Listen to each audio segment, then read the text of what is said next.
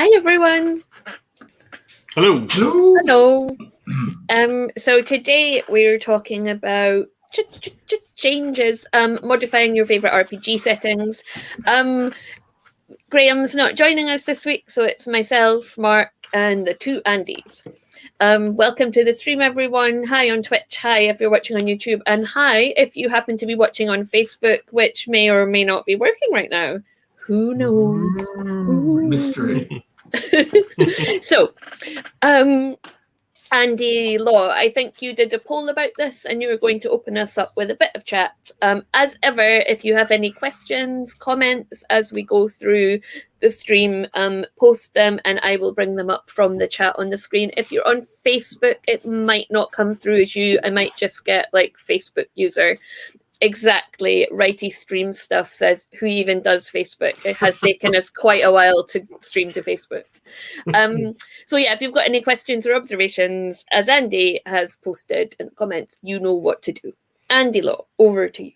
Hello. So I did a poll about a week ago regarding how much GMs and sometimes players as well modify existing settings when they bring them to the tabletop.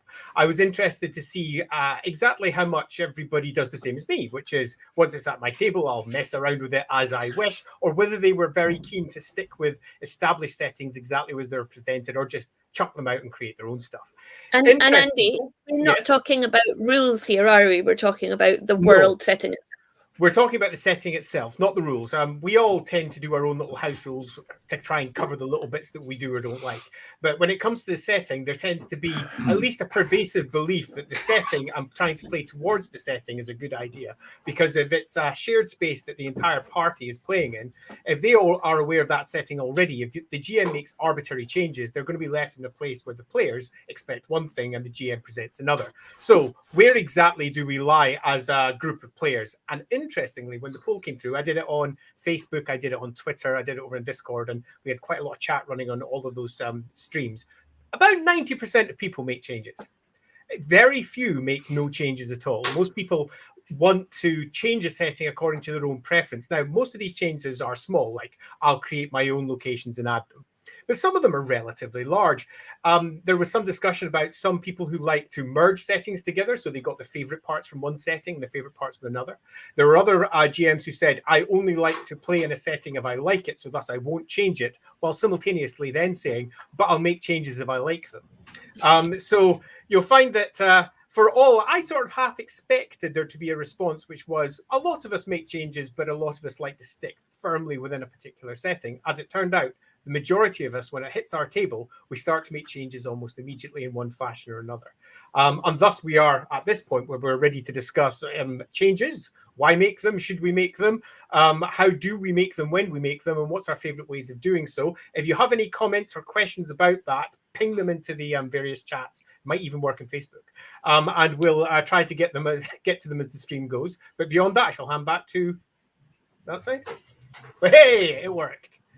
Yeah, so I think we had a little blog to link through to. Does anyone want to just say a few words about this and why this is interesting? That it came out in the same week that we decided to do our changes stream.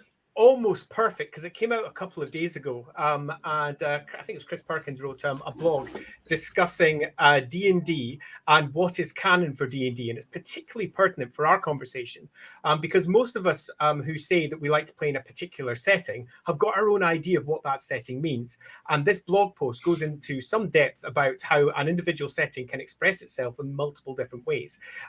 What is canon for first edition, second edition, third edition, and how that's different. I recommend going over and having a look at that post after the stream if you haven't seen it already.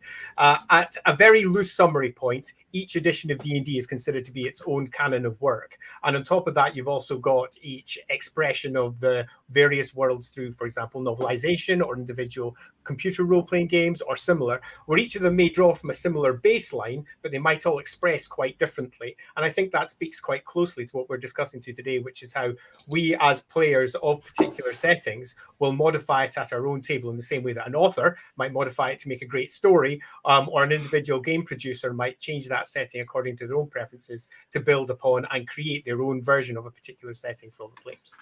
Thanks. So, to the question. So, if you think of a setting that you'd modify, what are the kind of things, like big ticket items, that you might change in a setting? Andy, Lise, shall I come to you first? Well, I mean, I guess something that is sort of true in what we're doing, and it's mentioned in that blog as well, actually, in terms of I think all of us, both players and GMs, we're all a little bit magpie, as well as being rooks, in that we like, identifying the shiny thing we like and going, oh, I'm going to have that. I'm going to have that. And I think certainly for me, it all comes down to like what kind of story that you want to tell. So I'll give one example of a sort of modification that I did. So Eden Studios did a game called All Flesh Must Be Eaten, which Graham actually did some work on. And it's sort of a zombie role-playing game. And it, in and of itself, is a great example of this because it posits lots of different types of sort of dead worlds, so lots of different reasons why zombies exist. Are they there because of a curse? Are they there because of a disease? Are they there because of an asteroid? And also, how do those zombies survive? And how do you kill those zombies? And you can kind of pick and choose, because obviously, if you watch different zombie movies, zombies behave differently in different franchises. So you establish your own canon. So in and of itself, that's quite a nice model for what we're talking about. But a game I've talked about before, really liking, is Conspiracy X, which is also by Eden Studios, which is sort of an alien conspiracy thing, riffing on the idea of the X-Files. And I had a plan, and unfortunately, I only really got to do the sort of initial one shot and never really got to kind of beyond that. But I had a plan within a campaign where the game began as a one-shot using All Flesh Must Be Eaten, just standard zombie, nothing sort of special there. But actually, unbeknownst to the players, they were playing in the world of Conspiracy X. And the reason for these zombies was to do with alien nanotech that was going to kind of move them in. And the reason I did that was to essentially try the system out, see how people liked it. It was a one-shot. It played right into genre tropes, so everybody was playing stereotypical kind of characters you'd get in a zombie movie. And people didn't feel too attached, so they could die, which is what you want if you're playing a one-shot zombie thing. But with half a mind, in that if one of them survived, they would have the option of carrying on with that character into the kind of wider conspiracy world. So the reason I modified the setting to kind of integrate those two together was because of the nature of the games I wanted to play. I wanted to play a one-shot that was free to be a one-shot that could also feed into sort of something wider. So, there you go. What about yourself, Mark? What are the kinds of things that might lead you to change in a setting? Do you have like pet hates or things that you always want in a game? I certainly think back in the day when I was playing, I went through a phase of inserting characters and storylines from my favorite movies of the day, partly to amuse myself and partly to titillate my players. So I clearly remember there was an evening where we essentially played John Carpenter's The Fog, where there was revenants in the mist coming in and reclaiming the townsfolk. There was another episode where I had all the players on a boat, and I decided it was going to be Nightmare on Elm Street. So there's going to be a spirit that they had to fight this spirit in their dreams. So it was sort of kind of schlocky fun. And once the players clicked what was going on, they sort of ran with it and sort of embraced those peculiarities. In terms of modifying stuff, when I first started, the first D&D game my group allowed me to GM. At the time, the edition of D&D that was out there, it came with a sort of sample dungeon in the book, and it was. I think I said, "Oh, can I just run that?" And everybody had played it or GM'd it already, but I thought, "What I'm going to do? I'm going to change out the monsters, and I'm going to add a second level to the dungeon." So what was fun about that evening, I was like 13 maybe at the time, is I got, the group trusted me with the initial dungeon because, we know this, we know that Mark's not going to do anything totally ridiculous and bring about a total party kill. It's going to be fun, and we can kind of ease him through his first GM experience. But because I was able to switch bits out and add a whole another level to the dungeon, it also got a bit exciting when it suddenly veered off script. So I think even when you have scenarios, locations, settings that are familiar to a player base, the willingness to change things up can make for really sort of exciting and fulfilling combined group experience. I think you sort of invite your players into that. I never recall playing any scenarios where players have been, oh no, the players have had to insist it has to be this world that they expect it to be. That I've always found players that are really open to change and to modification. So I don't have any pet hates about stuff. I don't have any things. Bad steampunk. I don't like bad steampunk. That's the only thing I would say I would shy away from. If a GM shoehorns some lazy steampunk in there, I would not be particularly pleased. That is a really random pet hate. I'm just going to bring up a comment and go to Andy Law. You can't just stick cogs on things and call it steampunk. Oh yeah, for sure. I'm at the opposite side where I tend to take out the big name NPCs. Do you mean you remove them and replace them with your own, or do you kill them? I'm not really sure. Somewhat murderous. I'll briefly comment to that, actually. I had a player once who was particularly disenchanted with the idea that there could be any big named NPCs that were inside the game that we're playing, which at that point was Vampire, because they were concerned that if there was a big name NPC, that NPC was given carte blanche to survive.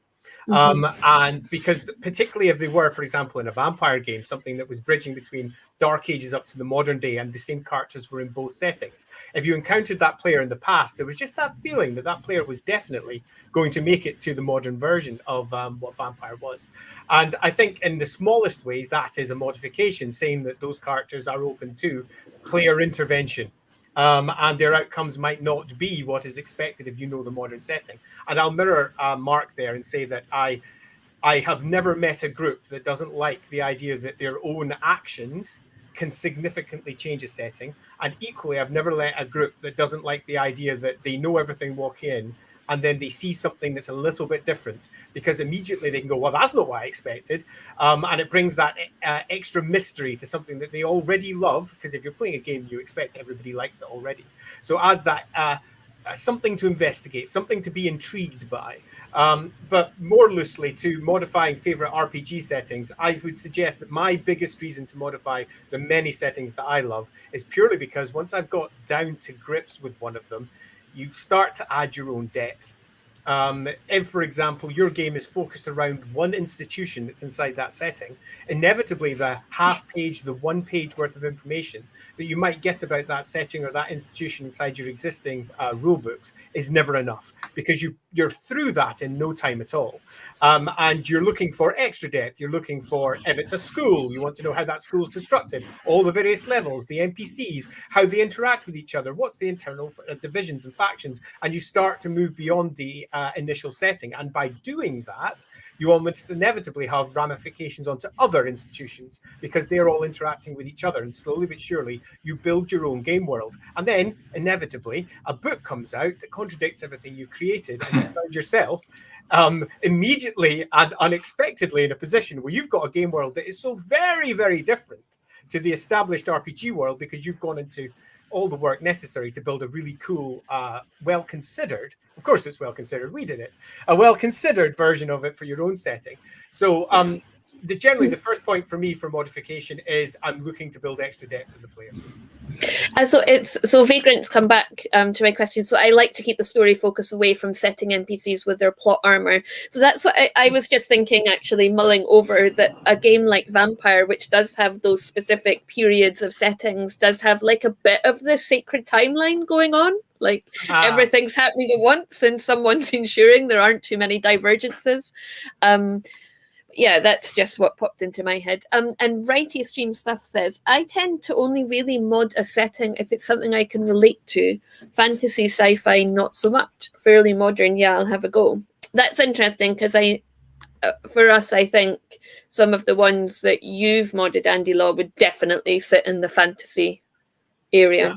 I would loosely say that any setting that I'm involved with I will almost certainly, if I'm playing with it, mod it, purely because there's always that desire to make it feel believable, to make it feel like it's a lived-in place rather than something that's had half a page, or even worse, maybe just a small box worth of information presented inside a book. Great to inspire, but not necessarily constrain.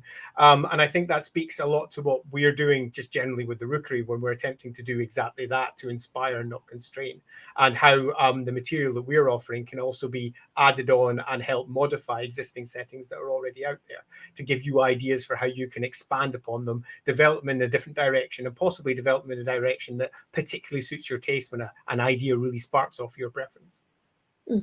I think a good example of something where you might end up changing is if a player is playing, say, an elf, a half-elf in a fantasy setting, and the setting itself, kind of encodes discrimination. You as a GM and you as a player, it might not just be very fun. You're there to have fun.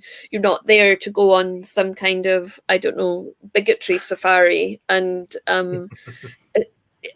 do that on a Friday evening. Unless you're shooting bigots on your safari, that'd be all right. Well, yeah, that would be okay. Yeah. It's random. So, question: merging RPG settings together, is this something that you sort of touched upon that, Andy Leask, haven't you? So did Mark, actually, when he was saying he liked to bring in ideas from other media that he'd consumed, because it's loosely the same thing. Yeah, I think it's an inevitability, isn't it? That we like, if the 12 years or whatever sort of cinematic domination of Marvel has taught us anything, it's that people like a kind of a continuity to these things, and So if you've got stories that you like that can be kind of brought together, then I think it's a very natural human thing to, even if they're not necessarily, I think about like say Quentin Tarantino's movies, and like the connection between Pulp Fiction and Reservoir Dog, it's very tenuous, but it's there, and people love the idea of that and love the idea of speculating about it and thinking about all the movies that could have existed that kind of might have linked the two together. So yeah, I think it's quite a natural thing for us nerds to do. Yeah, I want to. Oh, sorry. No, you go, Mark. I was just going to say, with the correct. Funny enough, I was just thinking about this the other day. I don't know how it cropped up in my head, but I want Tarantino to make the Zed and the Gimp origin story. That's what I want from Pulp Fiction. I want to know how those guys got together. I do not. I do like it when things are tied together. So even if a vampire, a game set in 20th century vampire was the genesis for, I don't know, say a 40k campaign 40,000 years later, I like to know that's there. Like, I like to feel things to be connected. I like mythology to be connected to modern day, to be connected to the future. So I'm a big fan of merging settings together when they cross massive spans of time to make that possible. Sorry, Andy. All I was going to briefly say is if you think about it, like it applies to genre as well. Like I think increasingly people's tastes in genres are more blended. Like again, to go back to Marvel, like in my opinion, the best of the Marvel movies are the ones that are not strictly superhero movies, but the ones that apply another genre to it. So like Winter Soldier, which takes the kind of the spy genre and applies that into a superhero world.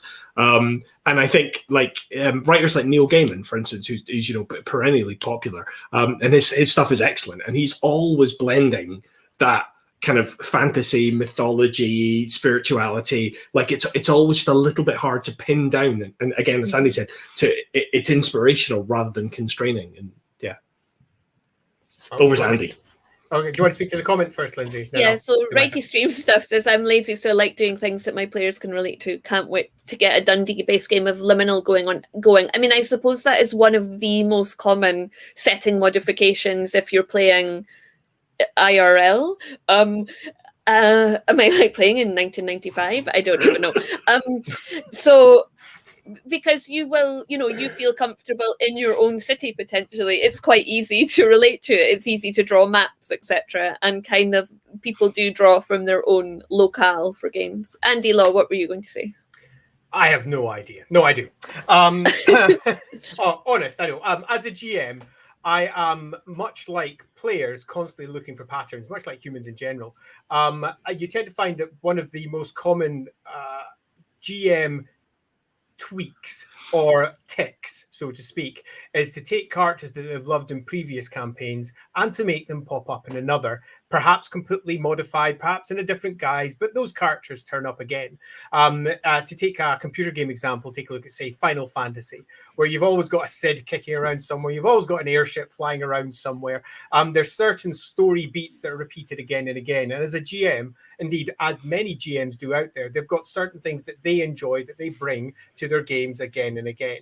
And similarly, there's certain settings that people adore, and they've played it many times, so they then start to tweak in a variety of ways to potentially bring settings together. The most classic one, and the one that, for example, pops up a lot in my circles because of the games I've worked on in the past, is taking Warhammer and making it part of the 40k universe. Combining those two settings in a way that perhaps isn't immediately obvious to anyone who doesn't know the settings well, but if you do know the settings well, it's particularly obvious, particularly if you look at some of the Games Workshop's historical examples where they've done at least hints towards that, if they've not directly said it was the case. Whether it's having artifacts of the old ones scattered across Albion that are just weapons from 40k, for example. Whether it's having the same demon Nkari popping up in more than one of their settings.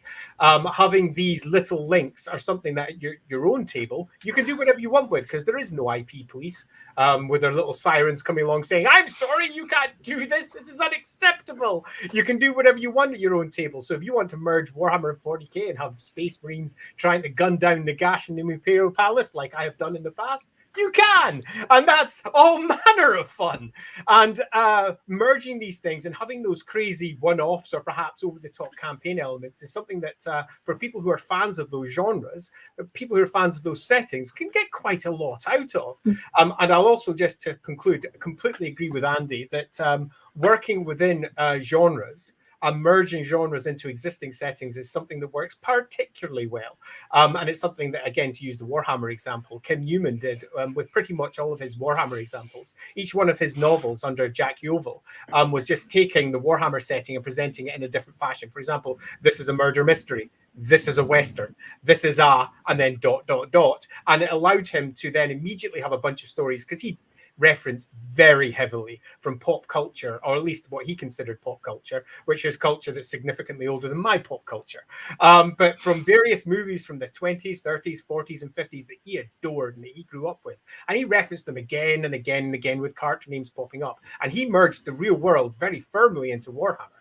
And then use different genres to tell different tales using those staples. And that's something that we as GMs do all the time. Here's a good comment. There was an old, not that the others weren't, sorry, that sounds really rude. I'm like on fire tonight, insulting everyone.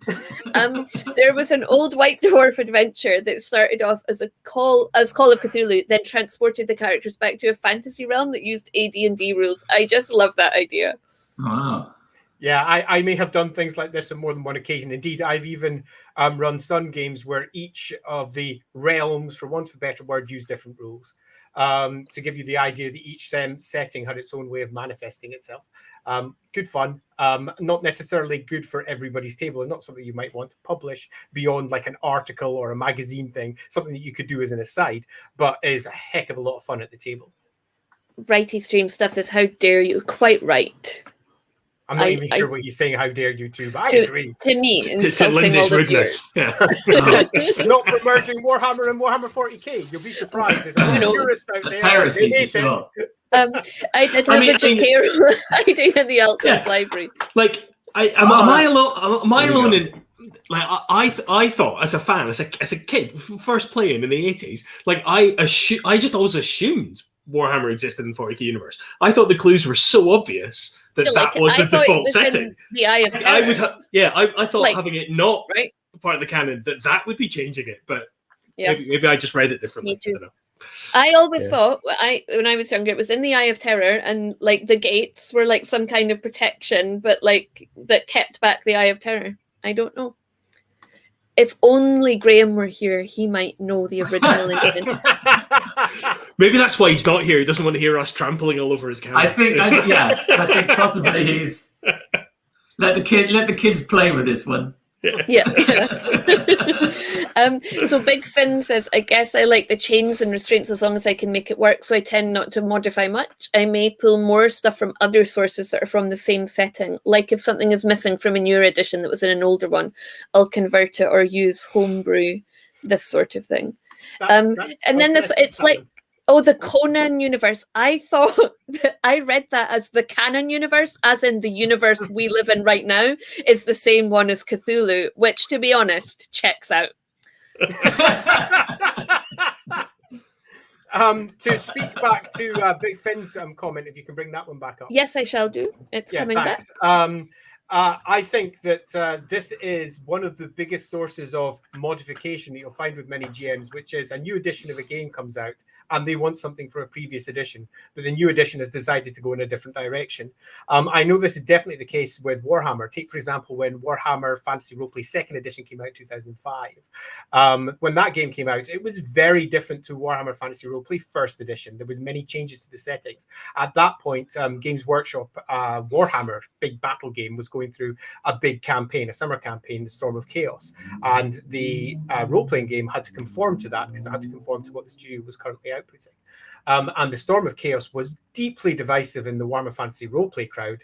At its most fundamental level, Warhammer Fantasy roleplay was often about the horrendous, insidious chaos that sat at the periphery that was infiltrating into society, but nobody really believed was real. Storm of Chaos kind of kicked that in the bum when a gigantic horde of hundreds of thousands of Chaos warriors comes tumbling over the horizon to attack your local town.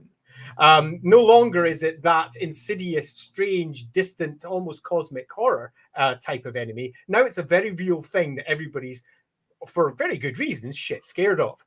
There is no, chaos is the external enemy. It's now very much, this is something we all have to band against and try to stop. And it completely changed the setting beyond all the tiny little details that was taken on board by the 2nd edition. And a lot of people liked what the 2nd edition may have presented with some of its rules, didn't like the setting. And thus, many of them went back to the 1st edition of the setting, or they took all the elements they liked from that and plugged them back into the 2nd edition. And thus, they started moving heavily into modifying what was presented by what was Games Workshop at that point, because Black Industries that published it was Games Workshop's role-playing wing. And Games Workshop presented a very different world to the world that many of their players were playing in.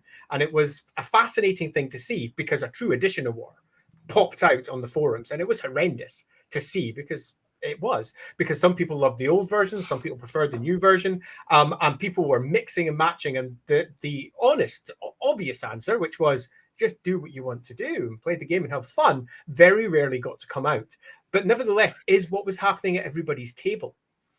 So loosely on this one, modifying to make it match your version of what is that game world is, I would suggest, one of the most common versions of modifications I've seen, at least.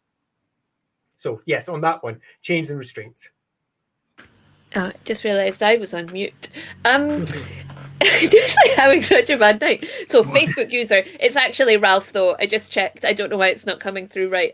Playing WFRP all the time. I'm taking my time off doing crazy stuff like a Star Trek Call of Cthulhu crossover one shot. You got to do it. Wow. Yeah. We've got a question here. What counts as a mod? Is it fleshing out a village or inn that only exists as a name on a map, a mod, or do you mean changing or replacing an NPC or location that is already written about? Or even more broad, sweeping changes than that? I'll answer that one very quickly. For me, a mod is not just adding some stuff. Adding some stuff is less a mod and more just fleshing out the world, but still sticking within the established setting. A modification would be to use a single example from Warhammer. I like the Colleges of Magic, so I decide that I will expand upon the Colleges of Magic. I read what is written about the Colleges of Magic, but I don't like what's there because I feel like it's very unrealistic and not representative of how real people would work in the real world. So I just write my own version of it. That's a mod. If alternatively, I look at it and go, I love everything that it presents, but there's not enough there, that's less a mod and that's an expansion. So for me, a mod is taking things in a different direction. For example, putting a completely different person at the top of the college, or changing it for a different version that might have come from a previous edition of the game. Yeah, changing the gender of some of the Primarchs so they weren't all men. For example, heresy, true heresy. So here's a question. I've done that. Yeah. Do you ever stick very closely to a setting? So are there settings that are just like so pure, so real that they just can't and shouldn't be changed? It's hard, isn't it? I mean, I suppose like if the setting is a really open one, right? I'm thinking about, I don't know, something like Farscape, say, right? Like if you're playing out in the fringes and you're in space, and the whole thing about Farscape is just about anything. If you can imagine it, it's out there and somebody's having sex with it. Then that means like you probably don't need to modify it. You know what I mean? Because anything goes anyway. So, like, if you were playing in a Michael Moorcock-inspired multiverse, I mean, you can just do anything. That's where I was going to go. I was going to say, if you're playing a multiversal game where almost anything can happen, we're going a bit low-key, then you don't need to worry too much about sticking. But is there any particular setting that I don't like screwing around with as a player, as a GM? Yes, I'm strangely enough going to go against what everyone might expect and say I like all the settings to be as close to canon as they possibly can be, but then I like to rationalize that canon so it makes sense. So all of them to a degree, I'd like to say, because if I was playing in, say, a Harry Potter game, not that I would be, but say if I was, I'd expect everyone playing it would expect it to look like Harry Potter, to act like Harry Potter, and to have Wingardium Leviosas. And if I said it's Wingardium Leviosus, I'm sure there'd be all manner of Hermiones or Hermiones, if you want to mod it in your own direction, who'd be very pissed off with that. And I think that loosely is my baseline. I'd like any setting, if it's a particular setting, to be that setting. But equally, I would like it to make sense. And that's where my soul will start to arrive. Well, Mark was going to come in.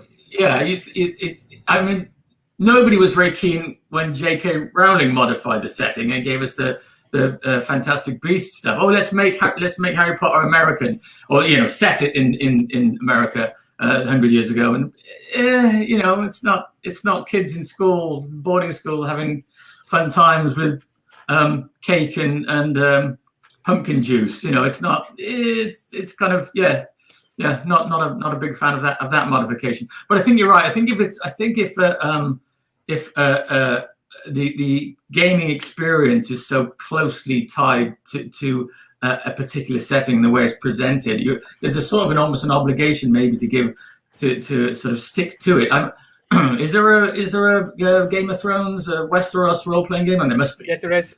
You kind of think you'd expect the various houses to be true to the canon of George R.R., wouldn't you? If suddenly you found something wildly different when you went to Winterfell. Again, unless it was a development of the narrative that you're familiar with, it would be if it was tropical. You'd be a bit upset.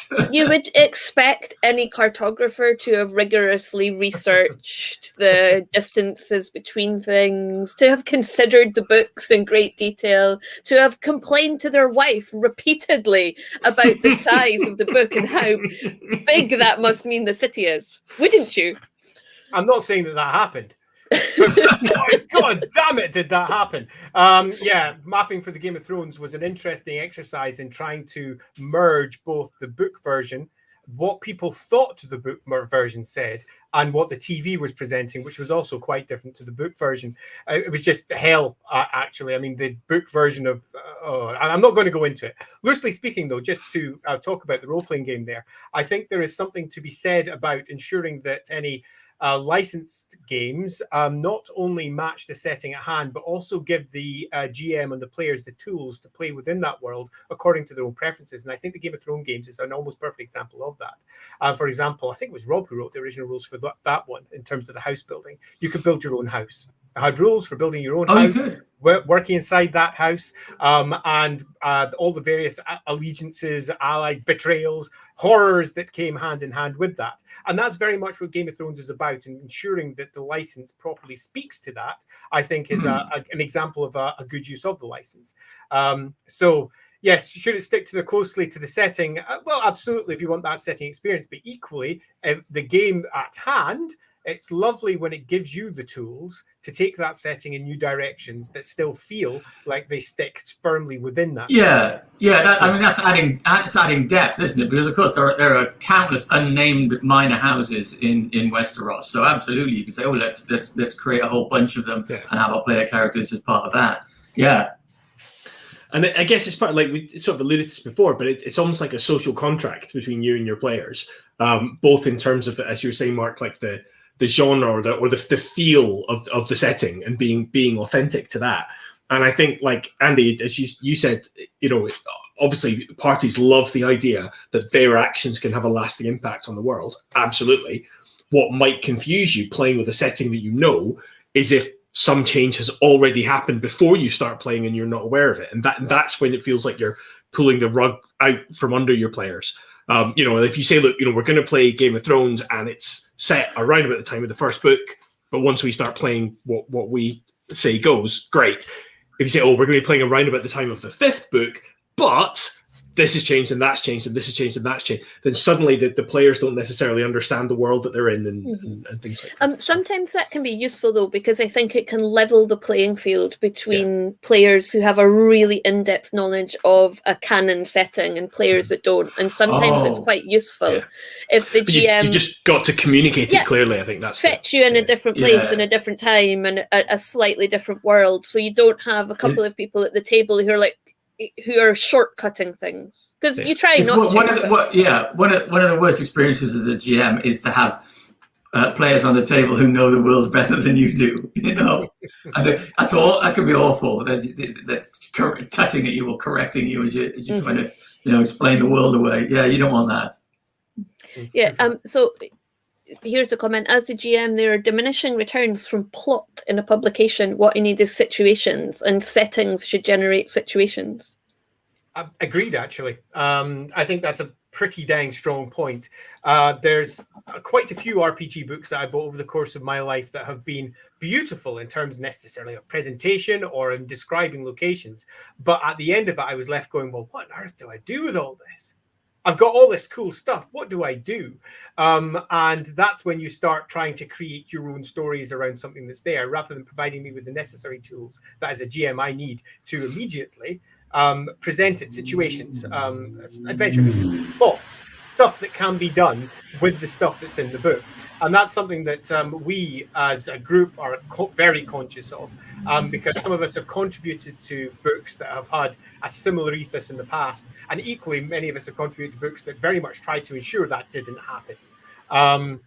Take our most recent Warhammer contributions, where plot hooks abounded for almost everything to ensure it could be used. And that's something that, in terms of the Rookery publications material, we're very, very keen to ensure that all of the material that we present is immediately usable, and that no words are wasted in that regard, and can be usable by almost any type of party, whether you're high fantasy, low fantasy, in between, or whatever, because that very much ensures that the stuff that we've got can be very easily adapted by you into whichever setting it is that you happen to be playing, because in the end, stories tend to be universal.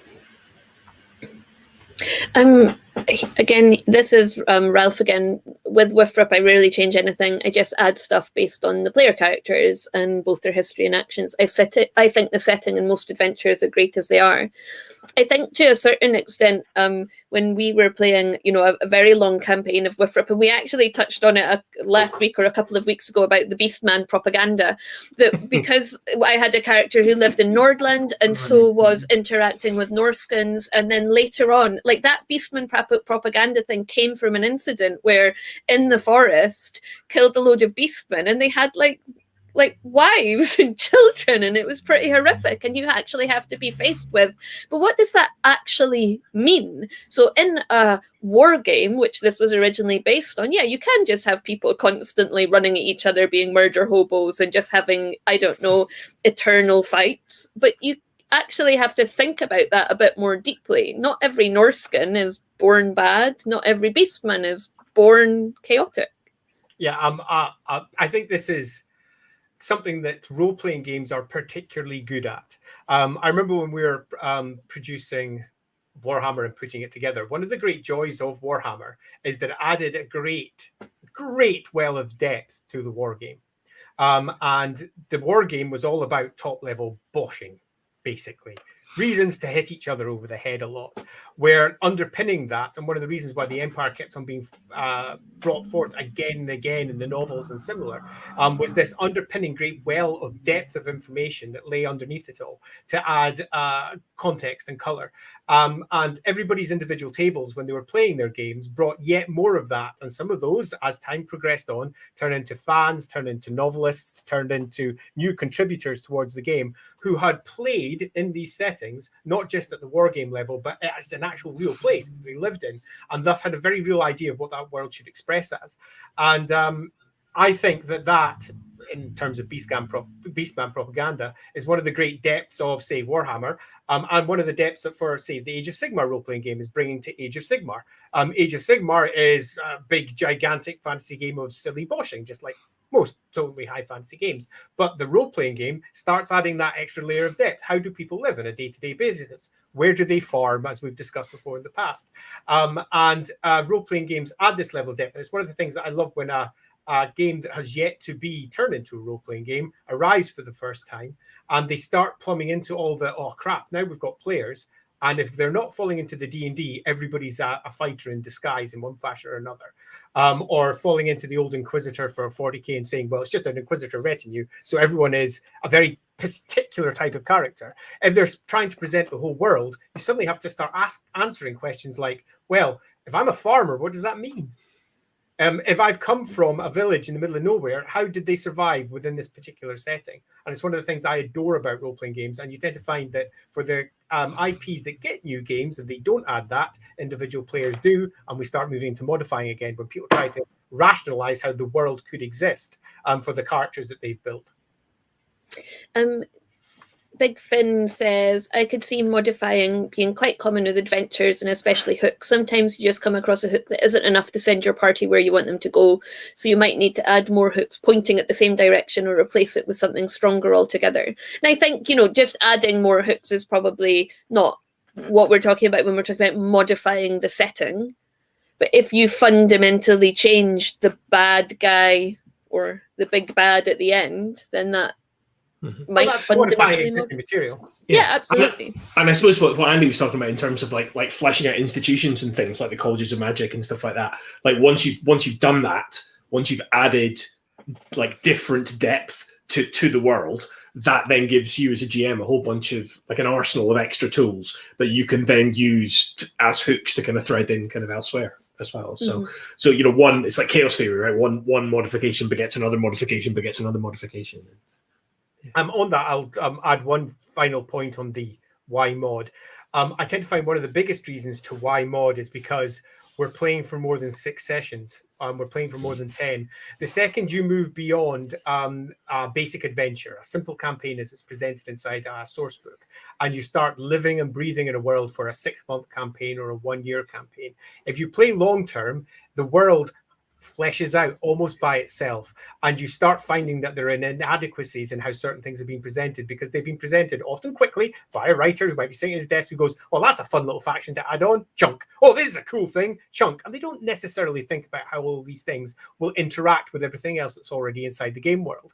But as you live and breathe that world over the course of weeks to months, everything starts to require more depth, and by its very nature gets more depth. And through doing so, as you start to rationalize things, you tend to find that your version of whatever world you're playing in really does start to manifest in a very different way. Now, big universes like, say, Warhammer 40,000, that doesn't matter so much because you can have your own little corner of the 40k universe, your own little sector. That's how it expresses out there. And in some respects, that's how some of the novels were justified. Well, 40k is this, but over here it's a bit like that, and over here it's a bit like that. Where if you're playing in a more constrained setting and you're inside an established city inside that setting, or town inside that setting, and you start taking it in a very different direction with new factions and new details, then you're deeply into modding territory, but still drawing upon everything that world offers. So you still feel like you're completely inside that setting, while simultaneously, if somebody new were to come in who'd never played in your version of the game, sat down at your table and said, right, so what are we doing this week? And then all these crazy factions and types of people pop up. They're like, well, I thought we were playing Greyhawk. What? This isn't Dune. What the hell? And that's the fun thing about individual tables.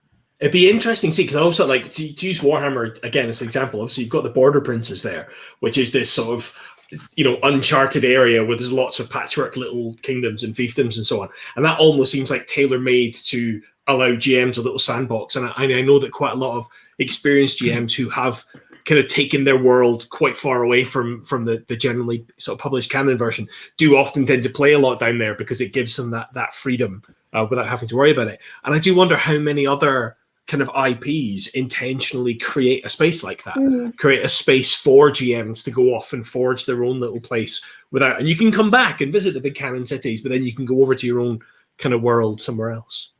Yeah, I also think that the language you play in and the country you are, play in yourself is quite an interesting question, because that's probably one of the biggest setting changes that we make without realizing we make it. And that is, if you're playing in a geography and someone is described as northern, what that means to you if you live in England, the kind of person, the kind of accent you might use for that northern person might be Scottish, or it might be whatever, whereas that's completely different if you play in Germany. And even if you're not playing in the real world, you're still informed by the language that you play in and kind of the cultural milieu that surrounds you. I think that's a stupendously good point. Yeah. Well, thank you. Yes, language and our own cultural norms do deeply modify the different versions of how our games present. And there is nothing more amusing than speaking to Germans about Warhammer Fantasy Roleplay.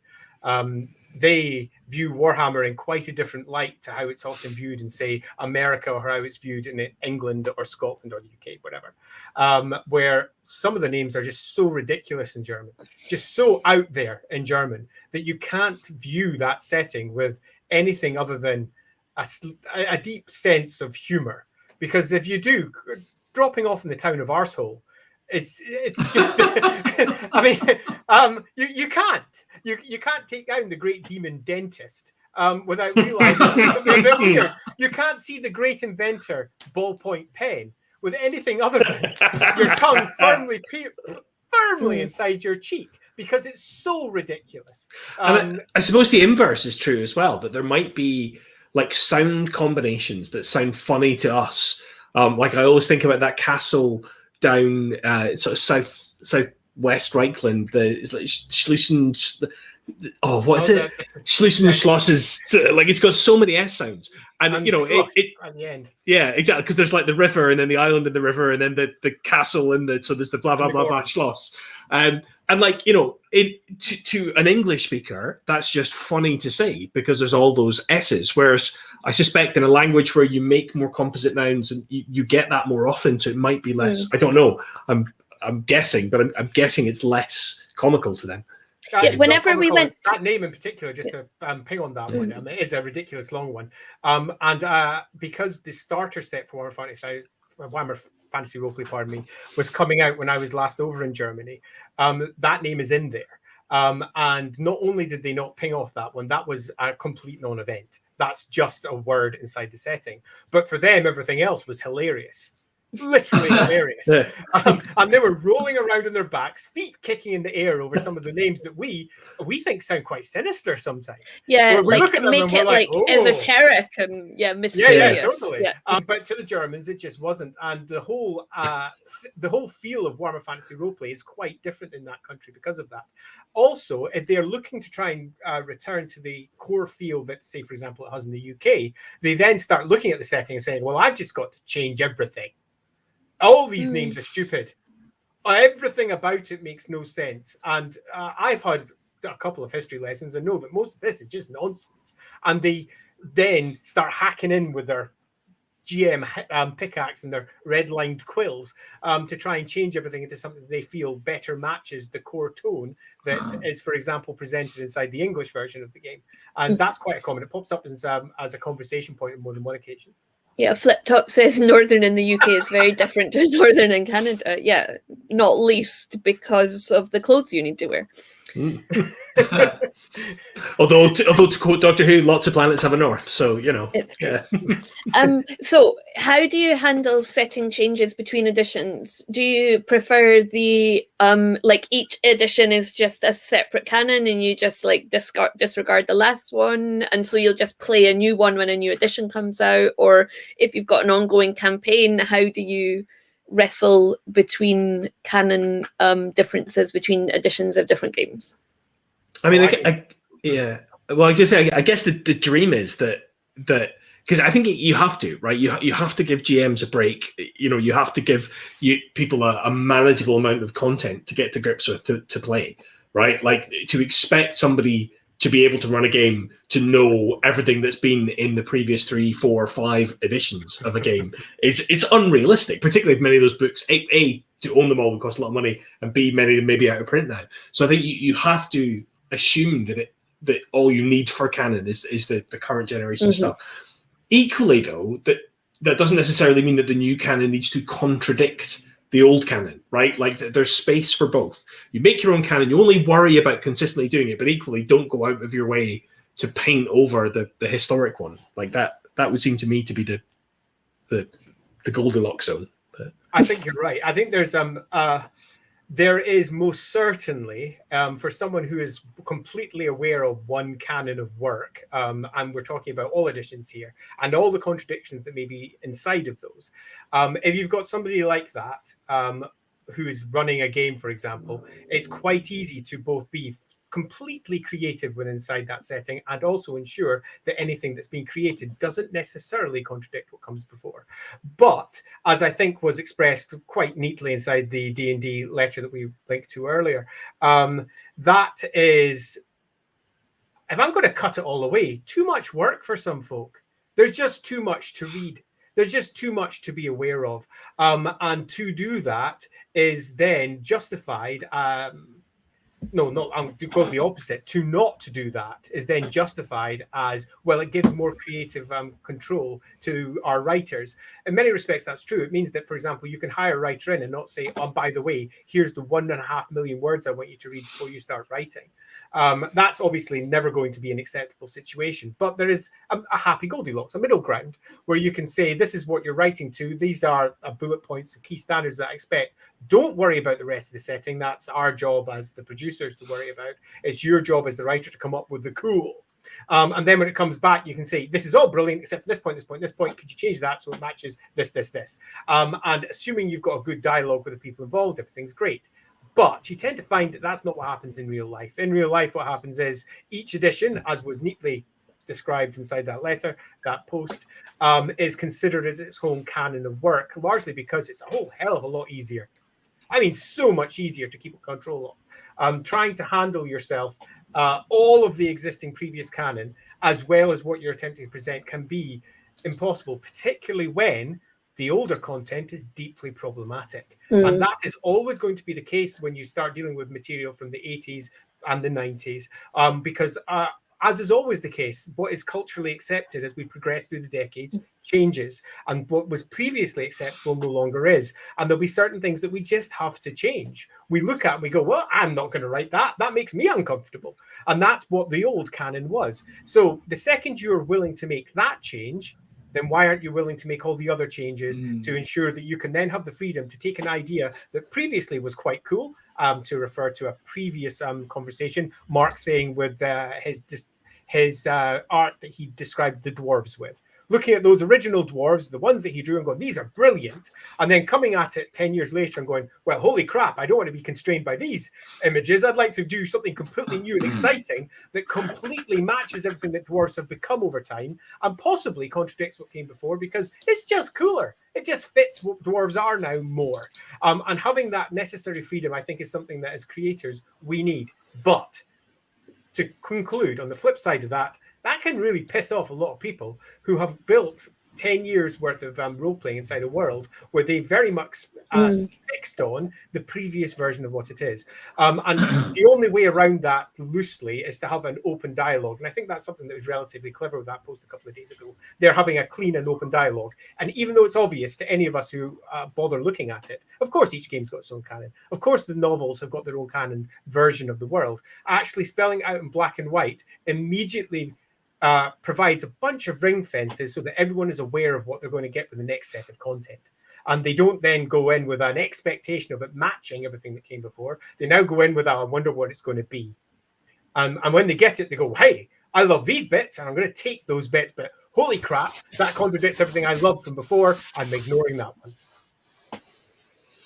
Yeah, it's funny you mentioned the dwarf. It's funny you mentioned the dwarf thing, because of course I've been stuck around long enough. Games Workshop threw all the dwarves out the window anyway and started again from scratch. It's all about timing, isn't it? Here's one for you, Mark. Art is important. My Warhammer world looks like John Blanche's Mordheim and works like Magdeburg in 1631. Perfect. Yeah. Yeah. Absolutely. Yeah. That how that feeds into your the setting. Yeah. The art is intrinsic, I think. Yeah, but I mean, particularly with stuff with role playing scenarios as well, where you're unlike the full tabletop game where you always have the miniatures to reference. A lot of role players don't use playing pieces. So the art, the imagery, anything that accompanies the words can open up those windows to the world. And again, trigger ideas for modification, or you pull in artwork from elsewhere. It's not, if you don't have images within the product or whatever it might be, you kind of go looking for stuff. You track down your own reference and you think, well, this is what I want. This is how I imagine this world looking, and then that becomes the modification, a purely visual one. That's exciting to do. Yeah, I mean, for me as an artist, ideally I want to provide players and GMs with all the visual inspiration they could possibly need, but that's a lot to try to handle. So no, I think the idea that you could bring in references from elsewhere to really help sell the world you're building, I think is a vital part of the process. Yep, agreed. And being upfront about it as well, because I think that's one thing that we as a company are very keen to push, and that's that we do not put down the holy word from up high as to how these things have to express. Quite the opposite. We want you to take everything that we have and be inspired by it, turn it into what works for your games. You might find that your version of something we presented is so very different to what we presented, but we've not just said that's cool. We've written it in black and white. We've said, go and do your own thing with it. Here's inspiration that you might find particularly useful, like, for example, John Blanche's Mordheim or Magdeburg in 1631. Run with it, go wild with it, turn it into something that really works for you. And that, I think, is an essential component of what we're constructing, because it means that you can hopefully then add it to any role-playing game that you happen to be playing. So no matter what it is, whether it's the high fantasies of your Age of Sigmars, whether it's something a bit more grounded, whether it's your Vasens or your Warhammers or your Call of Cthulhu's, you're still going to have all manner of cool stuff that you can uplift, carry across and drop down with a little Mark picture sitting on top of it going, how cool is this? and I think just that's before we that's the dream. I think just before we finish, I was just thinking, just from what you were saying there, remember when one of our daughters started playing Warhammer and had said she wanted to play wood elves and she wanted more of them to be women, so we ended up buying like more wood elves than we needed so she could take the bodies, because some of them were women but you could only have a certain number.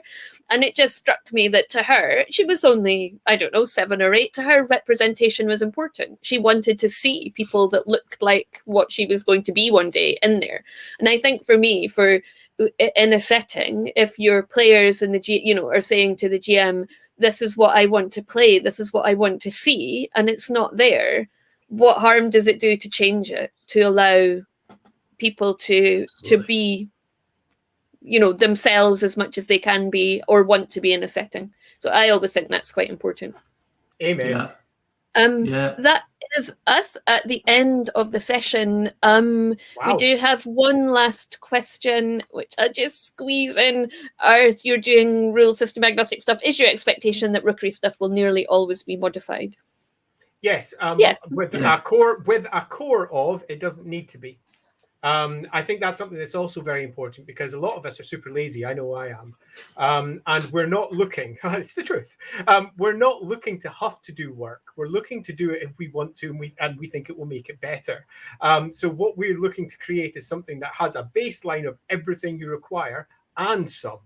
And then if you want to take it in a new direction, absolutely, and we'll provide you with the tools to do that. It's very much, yeah. I mean, because I'm doing the layout for Ship of Fools at the moment, and I'm reading. Well, obviously, I've read it as it's been developed, but I'm noodling on the layout, so I'm reading it, really reading it as I put some pages together, and I'm always struck by how encouraging it is. The words are for personalization and modification, and hey, here's a suggestion for this, and maybe you want to do that, and giving the GM all the materials, all the hints and tips to make the adventure their own is really exciting to read. Yeah. Well, thank you, everyone. Thanks to all the viewers who have popped in questions and comments. Next week, we're going to be discussing community content. So creating content for established RPGs, working with the community, and potentially building towards a professional career. And excuse me, we're going to be joined by a special guest, Chris Handley. So hopefully you'll all be able to join us next week. I'll just drop a quick word about Chris. He has pretty much lived and breathed that world, in that he's created content, he's done fan content, and then he's moved into working professionally. And he's also done quite a lot of work in the community content. If you pop into our Discord, there's some links to some of his work there as well. For those of you who play any of the Warhammer 40k games, you'll notice his name in a couple of those, and also World of Darkness, I believe, of late. So most certainly someone who knows what he's talking about there. So he'll hopefully be a brilliant guest. Looking forward to it.